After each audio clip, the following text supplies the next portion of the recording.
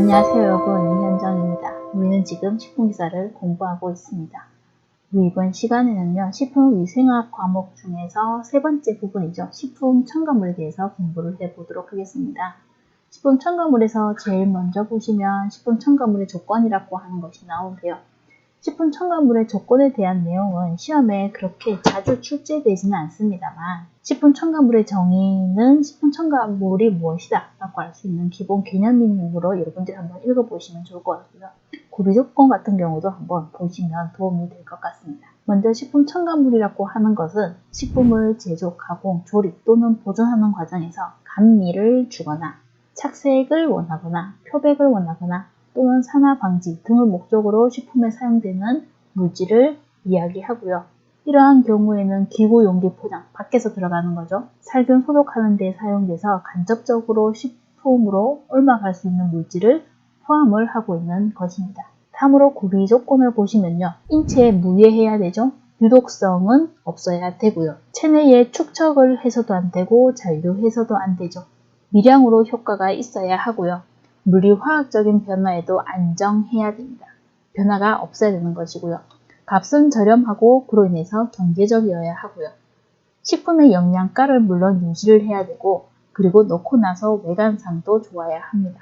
사용하기 간편해야 되고요. 품질 특성이 양호해야 됩니다. 그리고 식품의 화학 성분 등에 의해서 식품 첨가물로 썼을 때 확인이 가능해야 되죠. 그리고 식품의 제조 과정에서 필수 부가결한 것, 다르게 얘기하면 반드시 필요에 의해서 넣어야 한다는 것을 이야기하고 있습니다. 다음에 보시면 식품 첨가물 공전이라고 하는 것이 있거든요. 식품 첨가물의 기준 및 규격에서 나오는 용어의 정의에 관한 것입니다. 최근에는 용어의 정의에 관련된 문제가 나오고 있죠. 예를 들면 다음에서 설명하는 식품 첨가물은 무엇인가?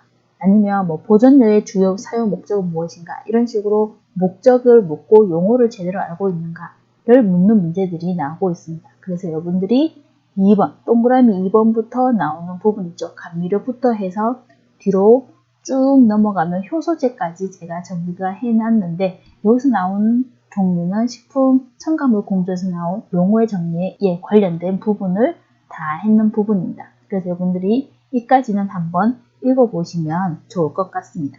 그리고 이 많은 식품 첨가물 중에서 여러분들이 시험에서 조금 더 자주 볼 것 같은 중요 식품 첨가물을 제가 따로 모아놓은 것이죠. 중요 식품 첨가물의 제조 기준 및 사용 기준에서 보시면 이 부분은 시험에 자주 출제된다고도 볼 수 있죠. 그래서 여러분들이 각 식품 첨가물의 용도가 무엇인지, 그러니까 목적이 무엇인지, 그리고 식품 첨가물의 종류가 무엇이 있는지, 지금 페이지 보시는 걸로 예를 들자면 보존료의 종류가 무엇이 있는지, 그리고 사용 식품을 연결해서 기억을 해 두시면 좋을 것 같습니다. 먼저 보존료라고 하는 것은 미생물에 의한 변질을 방지를 하기 위해서 식품의 보존 기간을 연장시키는 식품 첨가물을 이야기를 하고요. 그래서 목적에 보시면 여러 가지 얘기가 있습니다만 주요 목적은 정균 작용입니다. 균이 더 이상 자라지 못하게 정지시키는 역할을 하는 것이 그 목적이 됩니다. 그래서 보존료의 효과에 영향을 주는 인자를 보시면요.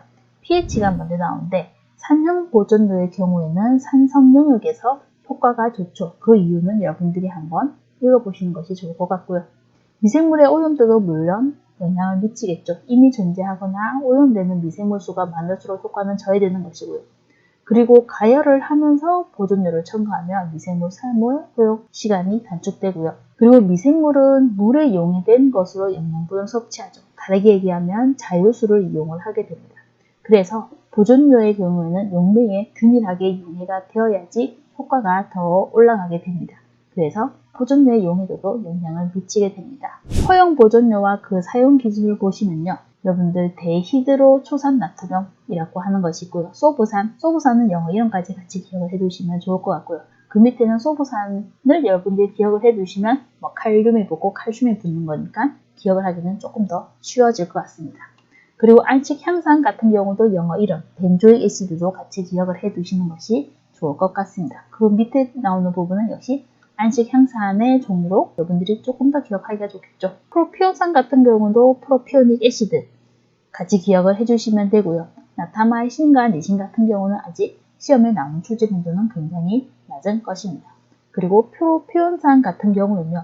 다른 것에 보시면 사용 기준에 식품이 여러 가지가 적혀 있는데 여기서 빵류에는 프로피온산을 쓴다는 것 같이 기억을 해두시면 좋을 것 같습니다. 그리고 사용 기준에 보시면 원래 식품 첨가물 공존에 보시면 얼마 이하를 쓰세요 라고 하는 부분도 있는데 예전에는 그런 문제가 나오긴 했습니다만 요새는 그런 부분에 대한 출제 빈도는 낮기 때문에 제가 사용 기준에 관련된 식품만 따로 모아놓은 것입니다. 그래서 여러분들이 개념 잡기 문제로 가보시면 빵과 생과자의 사용이 허용된 보존류를 했을 때 여러분들은 프로피온산 종류를 찾으시면 되고요. 여기서는 프로피온산이 들어있는 소듐 프로피오네이트를 찾아주시면 되는 문제죠. 그래서 여러분들이 이렇게 식품과 관련된 식품 첨가물을 묻는다고 하면 기출에서 나왔던 문제를 한번 풀어보시면서 개념을 잡는 게 도움이 될 것 같습니다. 다음으로 살균제로 가볼까요? 살균제는 식품 표면의 미생물을 단시간 내에 살멸시키는 작용을 하는 식품 첨가물을 이야기를 하고요. 목적 중에 가장 중요한 목적은 살균 작용입니다. 우리가 보존료의 주요 목적은 정균 작용이었고요. 살균제의 주요 목적은 살균 작용입니다.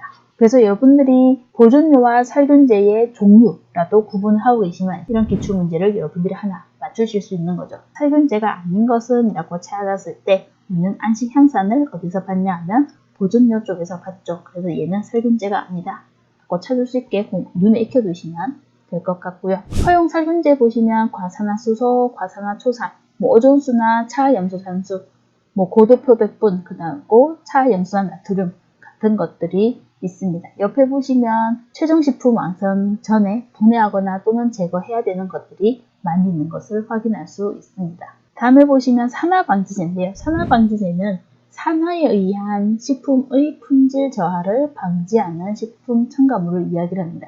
산화라고 하는 것은 공기 중의 산소에 의해서 일어나는 변질을 이야기를 하고요. 그리고 문제가 뭐가 있냐면 지방 산패 아니면 색상 변화 같은 것들이 있는데 종류에 보시면 지용성 산화방지제와 수용성 산화방지제가 있고요. 일반적으로 지용성 산화방지제는 유지, 지방의 산화를 방지하는 데 많이 이용을 하고 수용성 산화방지는 색소의 산화방지에 많이 이용을 하게 됩니다. 그리고 지용성 산화방지제의 종류 그리고 수용성 산화방지제의 종류는 눈에 익혀두시는 것이 좋을 것 같습니다.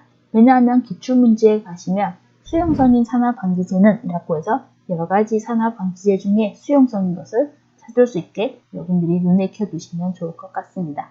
다음으로 산화방지제 부분에서는요. 우리가 효력 증강제, 영어 이름도 같이 기억을 해두십시오. 시너지스트라고 하는 것을 같이 보셔야 되는데요. 효력 증강제, 시너지스트 같은 경우는 그 효력 증강제 자체는 산화력이 없거나 아니면 있어도 아주 미약하게 가지고 있는데 항산화제와 함께 사용을 하면 항산화력을 증가시킬 수 있는 물질을 우리는 효력 증강제 또는 시너지스트라고 이야기를 합니다.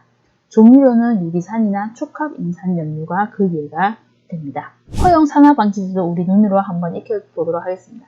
BHA, BHT, 그 다음에 이거는 TBHQ라고 하는 것이고요. 그리고 L-아스콜비 팔미테이트라고 하는 것도 있고요. 그리고 L-아스콜비 스테아레이트라고 하는 것도 있습니다.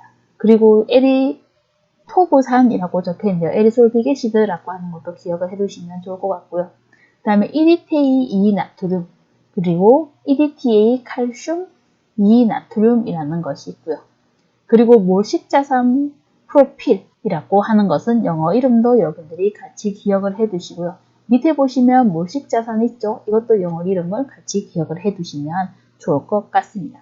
그리고 바이타민C, 영어로 다르게 얘기하면 아스콜빅 애시드, 그리고 오리자놀 이런 것들이 전부 다 항산화제에 들어가게 됩니다. 다음은 착색료로 가보도록 하죠.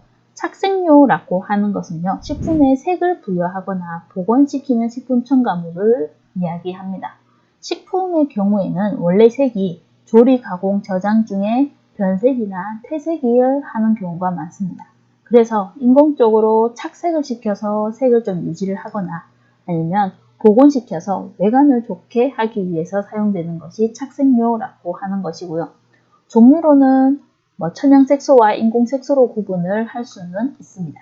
그리고 그 밑에 보시면 허용 착색료로 해서요. 식용색소, 녹색, 적색 몇 호 나오는데 이것은 눈에만 한번 익혀두시면 되고요. 그리고 동크로로필, 뭐 코포크로로필이라고 하는 것, 돈크로로필 칼륨이라고 하는 것도 있습니다. 완두콩 한번 봐주시면 되고요. 3,2,3화철이라고 하는 것도 있고요. 그 다음에 넘어가시면 이산화티타늄 그리고 카라멜 색소도 착색료로 사용을 하게 되고요. 그리고 카로틴, 베타카로틴, 클로로필 이런 것들도 전부 다 착색료로 들어가게 됩니다. 그리고 카로틴, 베타카로틴의 주 용도는 착색료와 영양 강화제입니다. 이런 영양 성분도 되고 착색료 성분도 될 수 있는 것이 카로틴 또는 베타카로틴 같은 것들이 있겠죠. 다음은 표백제로 한번 가볼까요? 착색료와는 달리 표백제는 색을 제거하기 위해서 사용되는 식품 첨가물을 이야기를 합니다. 그래서 목적에 보시면 색소나 발색성 물질을 탈색시켜서 무색의 화합물로 변화시키기 위해서, 아니면 갈변이나 착색 등의 변화를 억제하기 위해서, 또는 색소를 파괴해서 흰색으로 만들려고, 또는 색소를 착색하기 전에 일단 표백을 하고 그래서 완성된 식품의 색을 아름답게 하기 위해서, 어쨌거나 색을 제거하기 위해서 사용하는 식품 첨가물을 우리는 표백제라고 이야기를 하고요. 종류로 보시면 산화형 표백제와 그리고 환원형 표백제로 구분을 할 수가 있는데요. 산화형 표백제 같은 경우는 산화작용에 의해서 착색 물질이 비가역적으로 파괴가 됩니다. 비가역적으로 파괴가 되니 표백 후에 복원이 어렵게 되죠. 그런데 환원형 표백제 같은 경우는 환원작용에 의해서 색소를 파괴를 하는데, 이것은 가역적으로 파괴를 하는 것이기 때문에 나중에 식품에서 표백제가 사라지게 되면 산소에 의해서 색이 다시 복원될 수가 있습니다. 그래서 산화형 표백제는 과산화수소와 차엽수산 나트륨이 그 대표적인 것이고요. 그리고 환원형 표백제로는 그 외에 메타중아황산 나트륨, 아황산 나트륨, 상성 아황산 나트륨, 차황산 나트륨 같은 것들이 있는데요. 여러분들은 산화형 표백제가 개수가 더 적어서 기억하기가 쉬우시니 산화형 표백제 2개 눈에 익혀두시면 도움이 될 것 같습니다. 허용 표백제의 종류도 눈으로 한번 익혀보고 가도록 하죠. 메타중 아황산 나트륨, 메타중 아황산 칼륨, 무수 아황산, 산성 아황산 나트륨, 그리고 아황산 나트륨, 차황산 나트륨 등이 있고요. 옆에 보시면 여러 가지 식품에 사용되는 것을 확인할 수가 있습니다. 다음에 보시면 발색제죠. 발색제는 색을 안정화시키거나 유지하거나 강화시키는 식품 첨가물을 이야기를 합니다. 지금 우리가 색의 연달아 색과 관련된 것을 공부를 하고 있는데, 착색료의 경우에는 색을 부여하거나 복원시키기 위해서 사용하는 것이고요. 표백제 같은 경우는 색을 제거하기 위해서 사용을 하는 것이고요. 발색제 같은 경우는 색을 안정화시키거나 유지하거나 강화시키기 위해서 사용하는 식품 첨가물입니다. 그래서 여러분들이 여기 기출문제에 있는 것처럼 식품의 색을 안정화시키거나 유지하거나 강화시키는 식품 첨가물이라고 했을 때, 여러분들이 봤을 때 안정제는 아닌 것 같은데 색에 관련된 것은 색인데 뭔지 헷갈려 하지 마시고 답을 찾을 수 있도록 각각의 식품 첨가물 밑에 보시면 용도를 제가 설명을 해 놓은 것이거든요. 앞에 봤던 용어의 정리 부분을 다시 한 번 더 해 놓은 것이니 여러분들이 참고해서 봐주시면 좋을 것 같습니다. 발색제 같은 경우는요, 그 자체에는 색이 없습니다. 그래서 식품을 직접 착색시킬 수는 없죠. 그런데 식품 중에 존재하는 색을 나타낼 수 있는 물질과 작용을 해서 그 색을 안정화시키고, 그리고 선명하게 발색되도록 하고, 그리고 색소를 고정하기 위해서 사용을 하죠. 그래서 육류의 경우에는 미오글로빈이나 헤모글로빈 같은 색소 단백질의 경우 가열하면 변색이 되는데, 소세지나 햄류 같은 경우는 그 육색을 그대로 유지를 하고 있죠. 그것이 발색제를 사용하기 때문에 그렇습니다. 허용 발색제 종류 보시면요, 아질산 나트륨, 그리고 질산 나트륨, 그리고 질산 칼륨 같은 것들이 있고요. 옆에 사용 기준에 보시면 주요 용도의 식육 가공품이 다 들어가 있는 것을 확인할 수 있으시죠. 그래서 햄을 그 예로 드시면 될 것 같고요.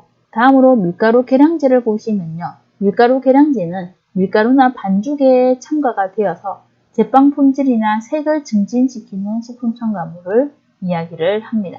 재분된 밀가루의 표백이나 숙성 시간을 단축시키고요.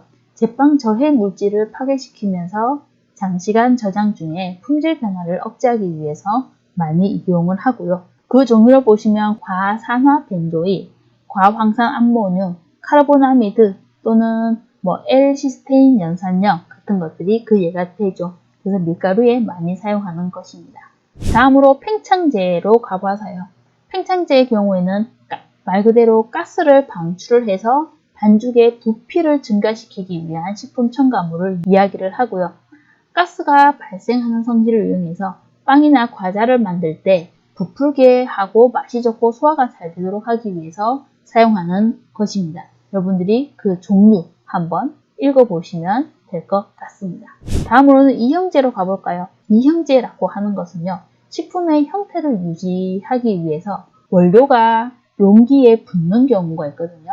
그런 것을 방지하고 분리하기 쉽도록 하기 위해서 그렇습니다. 이렇게 설명했는데 조금 어려운 것 같지만 그 밑에 목록에 보시면 조금 더 쉬운 예가 들어가 있죠. 빵 제조 과정에서 틀에 원료가 붙는 것을 방지하고 쉽게 분리하기 위해서도 많이 사용이 됩니다. 그리고 그 허용 이형제 같은 경우는요, 이 하나가 대표적이니까 여러분들이 기억을 해두시면 좋겠죠. 유동 파라핀이 있습니다. 그리고 유동 파라핀 같은 경우는 주 용도가 이형제로도 이용을 하고 피막제로도 이용을 할 수가 있는 것입니다. 다음으로 감미료. 감미료는 단맛을 부여하는 식품 첨가물인데요. 영양 성분은 없고 감미를 가진 화학적 합성 물질로 당질 성분은 제외한 것을 우리는 감미료라고 이야기를 합니다.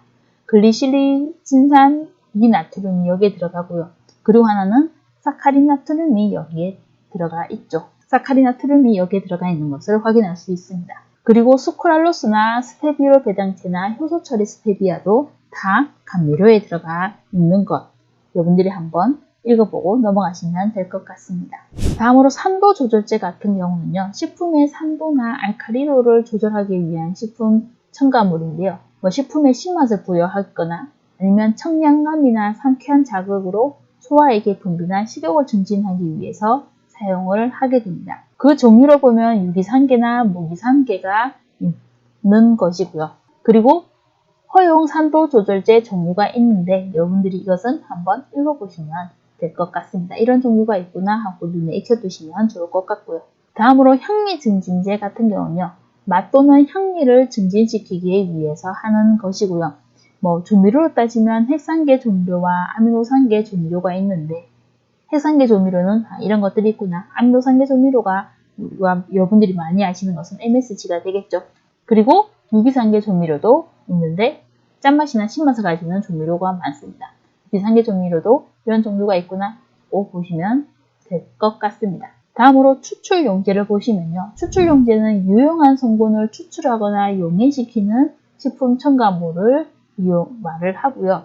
목적으로는 특정 성분을 용해 추출하거나 시중 유지 제조 시에 유지 추출을 용이하게 하기 위해서 사용되는 것인데요. 대표적으로 유지에서 많이 사용하는 것이 이 핵산이 되겠죠. 핵산이 대표적이고요. 그리고 식품 첨가물 공전에 보시면 허용 추출 용제로 여러 가지가 있습니다. 그래서 이런 것들도 허용 추출 용제로 사용하기는 하는데 보시면 사용 기준이 옆에 보시면 조금 차이가 있는 것을 확인하실 수 있습니다. 그래서 이런 것들이 전부 다 추출 용제로 사용이 된다고 보시면 되고, 그리고 대표적인 것 핵산은 기억을 해 두십시오. 다음으로 소포제라고 하는데요. 소포제는 다르게 얘기하면 거품을 제거하는 거품 제거제라고 보시면 됩니다. 거품 생성을 방지하거나 감소시키는 식품 첨가물을 이용을 하고요. 제조 공정에서 거품이 생기는 경우가 있는데 이것을 없애거나 아니면 억제하기 위해서 사용을 합니다. 제조 과정 중에서 거품이 생기는 대표적인 가공 제품이 두부가 되겠죠. 두부를 끓이는 과정에서 거품이 많이 생깁니다. 그리고 소포제에서는요, 여러 가지가 나오긴 합니다만 그 중에 규소, 수지, 실리콘, 레진이라고 하는 것은 기억을 해 두시는 것이 좋을 것 같습니다. 다음으로 증점제를 보실까요? 증점제 같은 경우는요, 점도를 증가시키기 위한 식품 첨가물을 이야기를 하고요. 목적은 여러분들이 한번 읽어보시고, 그리고 허용 증정제를 보시면요, 검류가 많이 들어있고 셀룰로스라고 적힌 애들이 많이 들어가 있는 것을 확인할 수 있습니다. 다음으로 유화제라고 하는 것은요, 물과 기름과 같이 섞이지 않는 두 가지 또는 그 이상의 상을 균질하게 섞어주거나 유지시키기 위해서 첨가하는 식품 첨가물입니다. 그러니까 서로 섞이지 않는 두 액체를 혼합 분산해서 내가 분리되지 않도록 만들겠다라는 목적을 가지고 사용하는 것이 유화제고요.